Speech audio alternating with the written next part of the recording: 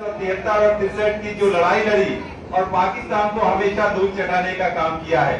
मैं तो ये बात कहता हूँ कि नरेंद्र मोदी जी के नेतृत्व में ये जो कार्यक्रम आयोजित हो रहा था, पाकिस्तान समाप्त कर दिया जाता अगर कहीं यूनाइटेड नेशन के द्वारा सीज फायर का हम लोगों को आदेश ना आता।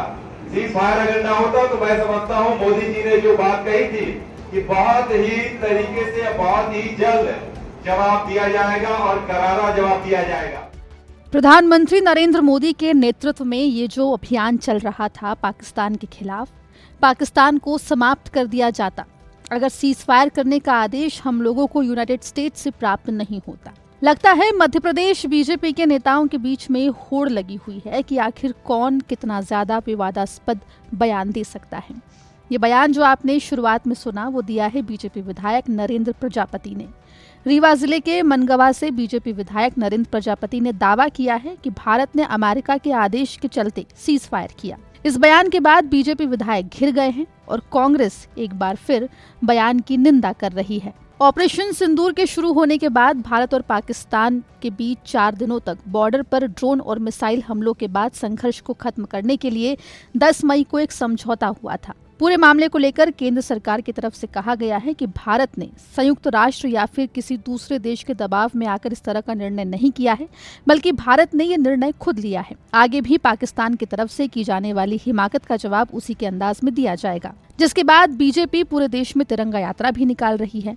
तिरंगा यात्रा के दौरान मनगवा में सभा को संबोधित करते हुए बीजेपी विधायक नरेंद्र प्रजापति ने कहा कि भारत ने हमेशा पाकिस्तान को धूल चटाने का काम किया है।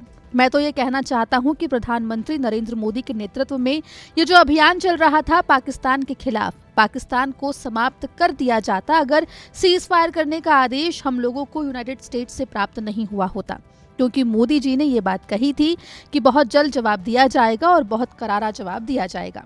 1973 और 63 की जो लड़ाई लड़ी और पाकिस्तान को हमेशा धूल चटाने का काम किया है। मैं तो ये बात कहता हूँ कि नरेंद्र मोदी जी के नेतृत्व में ये जो कार्यक्रम आयोजित हो रहा था, पाकिस्तान समाप्त कर दिया जाता अगर कहीं यूनाइटेड नेशन के द्वारा सीज फायर का हम लोगों को आदेश ना आता। सीज फायर अगर ना होता तो मैं समझता हूँ मोदी जी ने जो बात कही थी कि बहुत ही तरीके से बहुत ही जल्द जवाब दिया जाएगा और करारा जवाब दिया जाएगा। बीजेपी विधायक नरेंद्र प्रजापति का ये बयान तब सामने आया है जब 3 दिन पहले ही प्रधानमंत्री नरेंद्र मोदी ने राष्ट्र के नाम संबोधन में ये कहा था कि भारत किसी के दबाव में फैसला नहीं करता, भारत जवाब देना जानता है। फिलहाल अपने इस बयान से बीजेपी विधायक नरेंद्र प्रजापति ने अपनी ही सरकार और पार्टी पर सवाल खड़े कर दिए हैं, जिसमें कहा गया था कि भारत ट्रंप और अमेरिका के दबाव के चलते कोई निर्णय नहीं कर रहा है, बल्कि भारत पूरी तरह से स्वतंत्र होकर आतंकवाद का जवाब दे रहा है। इधर भारत और पाकिस्तान के बीच सीज फायर के बाद से ही मध्य प्रदेश बीजेपी के नेता लगातार ऐसे बयान दे रहे हैं जो विवादों का विषय बन रहा है। पहले मंत्री विजय शाह ने कर्नल सोफिया कुरैशी को लेकर आपत्तिजनक टिप्पणी की। दूसरा बयान डिप्टी सीएम जगदीश देवड़ा ने दिया, जिसमें उनकी तरफ से कहा गया कि प्रधानमंत्री मोदी के चरणों में सेना और देश का हर नागरिक दंडवत है, नतमस्तक है। वहीं मंडला से सांसद फग्गन सिंह कुलस्ते ने तो एक कदम आगे बढ़ते हुए पाकिस्तानी आतंकियों के लिए हमारे अपने शब्द का प्रयोग किया। और अब रीवा से बीजेपी विधायक के इस बयान ने ये सवाल खड़े कर दिए हैं कि क्या सरकार ने अमेरिका के दबाव में आकर सीज फायर का निर्णय किया है, क्योंकि बीजेपी विधायक की तरफ से यूनाइटेड स्टेट के आदेश शब्द का प्रयोग किया गया है। उधर इस पूरे मामले को लेकर कांग्रेस एक बार फिर मध्य प्रदेश की बीजेपी सरकार के ऊपर हमलावर हो गई है।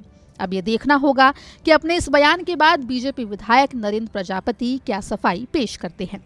ब्यूरो रिपोर्ट, MP तक।